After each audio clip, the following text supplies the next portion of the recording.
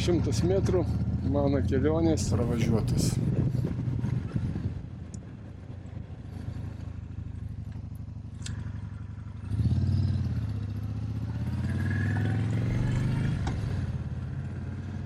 Apie šią kelionę noriu pasidalinti mintimis ne kaip turistas, o kaip stebėtojas, kuris nori parodyti tikrąjį veidą šalies, kuri išliko gyva. Kviečiu pasižiūrėti šią kelionę kaip galimybę pažinti Ukrainą tokią, kokia ji yra, ne idealią, bet tikrą. Dalis šios kelionės buvo nufilmuota beveik prieš 4 savaitės. Tuo metu vakarų Ukrainoje dar vyravo santykinė ramybė, bent jau kai kuriuose jos dalyse. Tačiau viskas greitai keičiasi.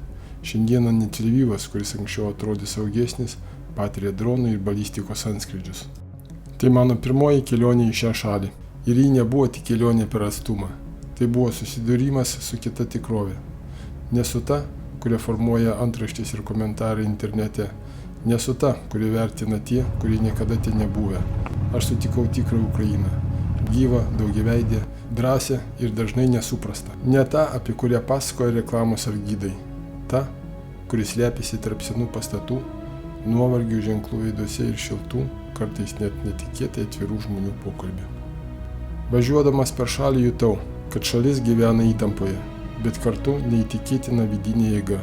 Kiekvienas mažas miestelis, kiekviena provincijos gatvė pasakoja savo istoriją, ne iš knygų, o iš kasdienybės. Keliai čia dažnai duobėti, bet žmonės tvirti. Jie nelaukia pagalbos, o gyvena toliau, statydami, kurdami, atsilaikydami. Keliavau per šalį nuo Lvivo iki Odesos ir Kijevo. Kirtau Karpatų kalnus, mačiau miestus, kurie klesti, ir vietovės, kur karas paliko giliai žemės. Lankiausi vietose, kur kamera retai užklysta. Ne vien tam, kad parodyčiau, kaip atrodo Ukraina, bet kad suprasčiau, kuo ji gyvena. Kartais valgiau prabangiuose restoranuose, kartais valgiau vyšnę su vietiniais mažame kaimelyje. Ir visur jutau tą patį. Tai šalis, kuri nepaisant visko, turi tikslą ir eina į priekį. Tačiau greta šio gyvybingumo nuolatinis netekčių skausmas. Kapinės pilnos naujų kapų.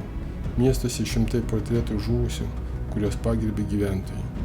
Nuo 22 metų Ukraina gina savo žemę. Ir tai nėra tik frazė, tai kasdieninė realybė, kupina nežinios ir neišsemiamo orumo. Ukraina šiandien tai ne prabanga. Tai ištvermė, tai šalis, kuri kiekvieną dieną renkasi nepasiduoti.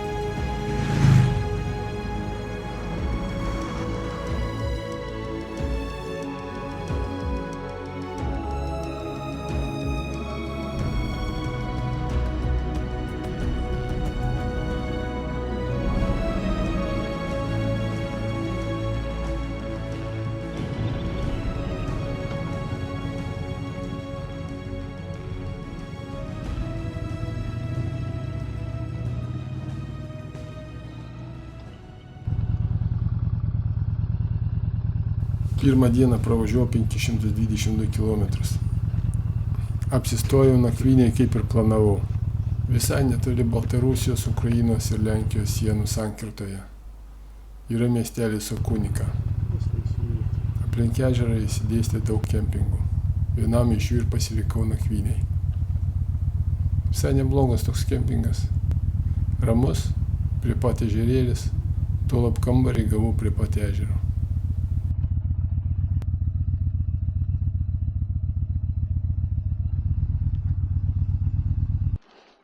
Einam pažiūrėsim.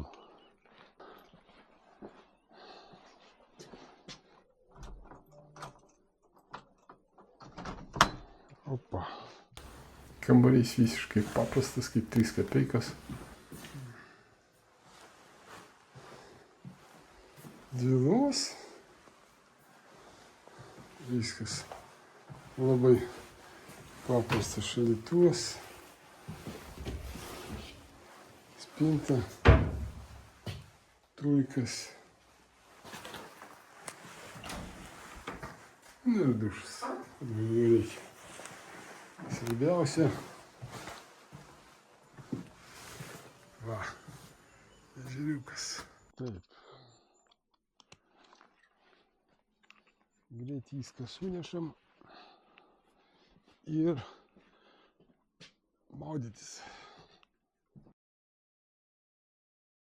Nu.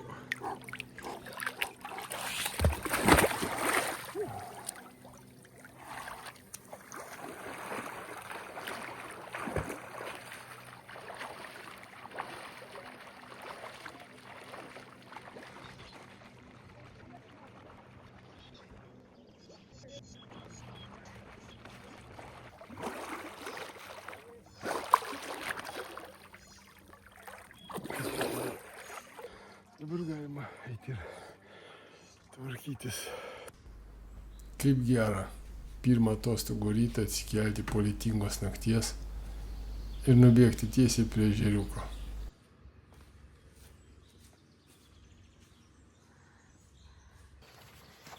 Plius 16. Nu, iš principo nėra taip šalta. Galvoju, bus žiauriau. Paukšteliai.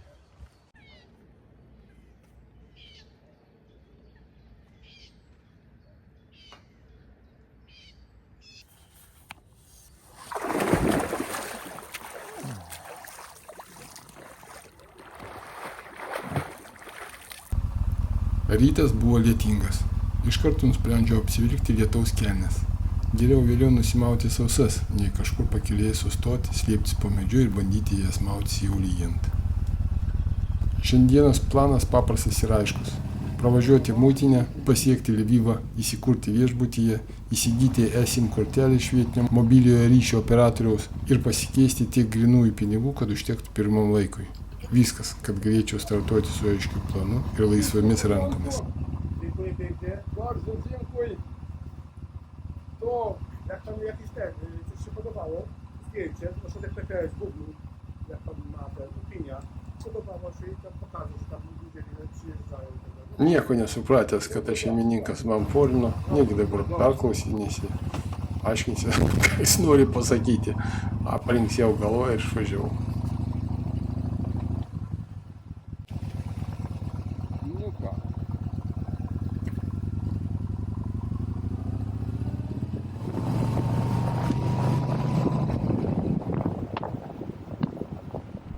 Va.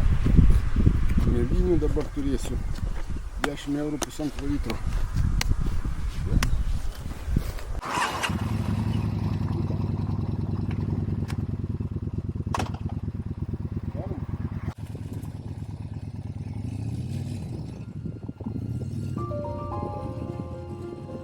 Privažiuojant pasienį, pirmas vaizdas, kuris iškart krenta į akis, visa eilė traliukų stovinčių palei kelkraštį, visi su ukrainietiškais numeriais, prikrauti kaip reikiant. Panašu, kad Lietuva toliau sėkmingai eksportuoja viską, kas rieda. Apvažiuoja tuos traliukus ir privažiuoja prie kontrolės punkto. Ten mano džiaugsmui yra atskiras kelias ES piliečiams. Aš vienas. 0 eilės. Viskas labai paprasta. Lenkų pareigūnai paėmė dokumentus, pažvelgė, grąžina ir palinkėjo gero kelio. Tas pats ir ukrainiečių pusėje. Jokių klausimų nei kur, nei kam, nei pas ką, nei kodėl. Visa procedūra užtruko gal 10-15 minučių. Greita, tvarkinga, be streso, kas iš tikrųjų man buvo siurprizas. Vos tik kirtęs sieną, mane užplūdo puokštė jausmų. Iš karto pastebėjau vieną aiškų dalyką. Žmonės čia važinėja gerokai greičiau.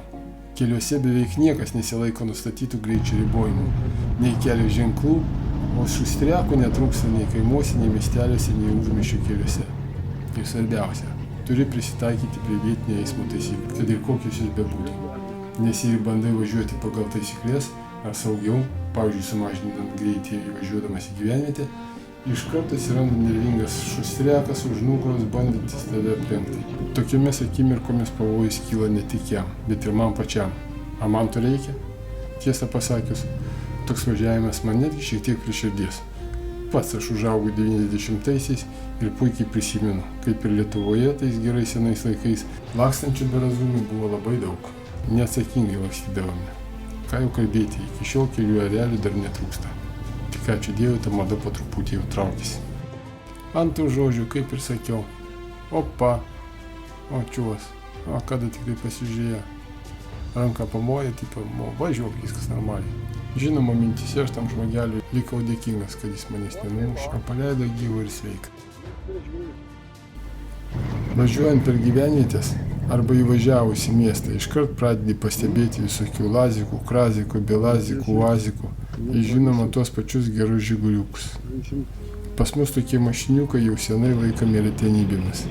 Dažniausiai išrieda į gatves tik per savaitgalinės išvykas. O čia tai vis dar pilnavertės transporto priemonės. Kasdien važiuoja, dirba, veža žmonės ar krovinius. Gyvas technikos muziejus, kuris dar kvėpuoja. Bet aišku, važiuojant paskui tokią technikos priemonę geriau nekvėpuoti arba kuo skubiau aplenkti.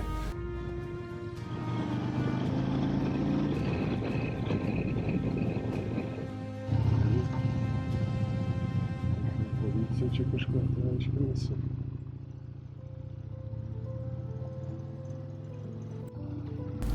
Vos įvažiavus į Lvivą pajunti, kad miestas turi savo veidą. Ne fasadinį, ne turistinį, o tikrą, kasdienį. Ir viena iš pirmų detalių, kurios neužgoš jokie reklaminiai stendai, tai pastatai. Čia jie neretušuoti, kai kurių sienos nusitrynusios, kai kur tinkas aptrupėjęs, bet būtent tai suteikia jiems gyvybės, autentiškumo, kurio dažnai pasigendu kitose Europos miestuose, arba net Vilniuje. Ten daugumo fasadų neretai per daug tobuli, simetriški. Man tokia renovacija atrodo nuasmeninta. Gražu galbūt, bet šalta ir be charakterio. O Lvive viskas kitaip. Čia matai laiką, gyvą, tikrą. Praeitį, kuri nėra paslėpta po naujų tinko ir dažų sluoksnių. Miestas nevaidina, kad jis istorinis. Jis tiesiog yra toks. Ir tame fone žmonės. Judėjimas, kvapai, šurmulys. Ir aišku vienas dalykas, kurio neįmanoma nepastebėti. Tai merginos. Jų čia daug. Gražios, įvairios, natūralios. Vienos elegantiškos, su skoniu, kuris neperspaustas. Kitos meniškos, laisvos, su kūrybos atspalviu. Dar kitos modernios, sportiškos, šiuolaikiškos. Ir visos savaip žavios. Lvivas tai miestas, kur gali sėdėti kavinėje, gerti kavą, žiūrėti į praeinančius žmonės. Ir tiesiog jausti, kad gyvenime čia turi tai, ko nerasi niekur kitur.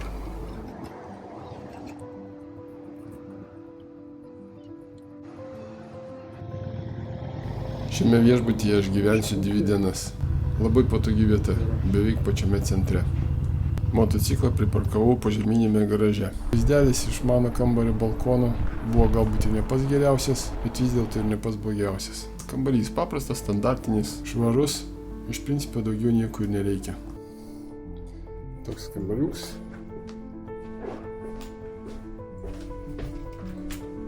Dušas. Paprastas, tvarkingas. Mane pilnai viskas tenkina. Iš karto nuėjau išsikeisti eurų į grynas. Pasikeičiau 100 eurų pagal kursą, nes buvau tikras, kad čia dauguma atsiskaitimų grynaisiais. Kai paaiškėjo, labai klydau. Čia beveik visur galima atsiskaityti kortelę. Parduotuvėse, kavinėse, neturguose. Labai patogu ir paprasta. Ir tikrai palengvina kelionę. Nereikia sukti galvos, ar užteks grynųjų ir ieškoti valiutos keityklų. O tie iškeisti 100 eurų, kaip paaiškėjo, užteko visai kelioniai. No to tak. Добре, роблю вам номер. 300 гривень.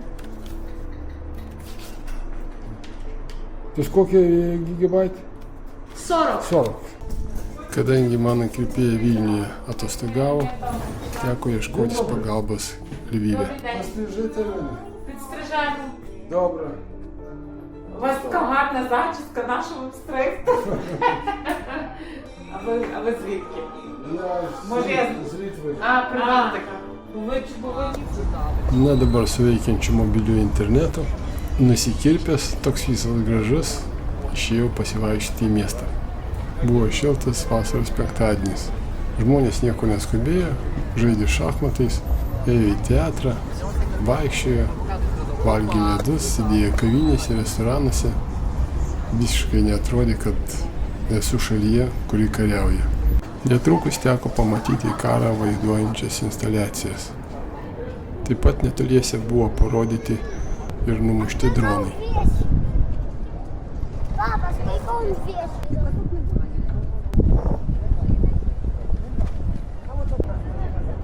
Але ви що, напередку? Ну, Ну логіка, де? Yra labai įdomu ne tik matyti, bet ir liesti įvairius egzempliorius, kad kaip ir dabar, kaip atrodo optinis laidas. Atrodo kaip paprastas žvejybinis valas, bet jo funkcija visai kitokia. Atrodė viskas taip, lyg tai būčiau papuolęs į jaunųjų konstruktorių būrelį, kol neapėjau hamerio iš kitos pusės. Šahedas padarė įspūdį. Jis visai nemažas, nepaisant to, kad dalies jo nebuvo.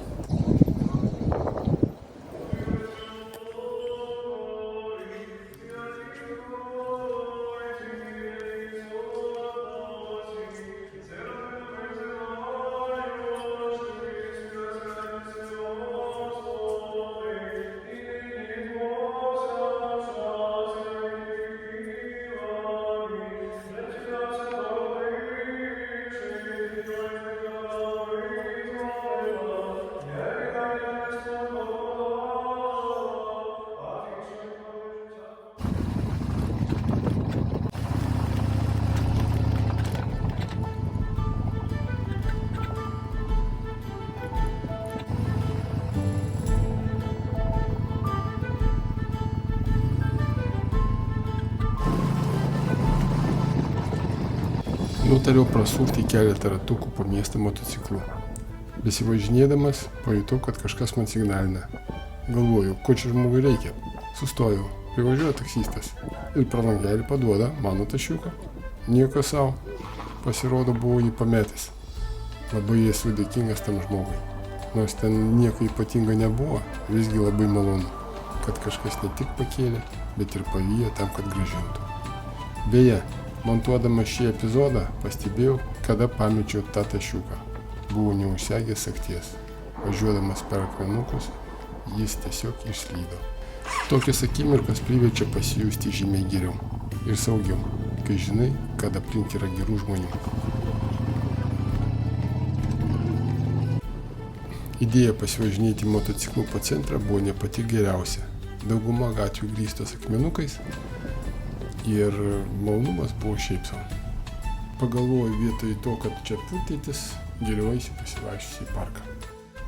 Vienas žinomiausių taškų Lvive tai Vysokį zamok. Tai ne tik parkas, bet ir simbolinė vieta su senosios pilies liekanomis. Tiesą pasakius, aš iki jos nedalypau. Bet užlipus į kalvą atsiveria įspūdinga panorama, visas miestas kaip ant delno. Tai viena tų vietų, kur tiesiog galima tylint stebėti miestą. Argi nepanašu į Vilnių? A? Šiandieną aš išvykstu į Užgorodą, todėl atsikėliau anksčiau, susidėjau daiktus ir išėjau ieškoti pusryčių. Užsukau į kelias vietas, kol galiausiai atradau visai įdomią kavinę. Tiksliau, vieną iš vietinio tinklo, kuri vadinasi Lviv Croissant. Likau maloniai nustebintas.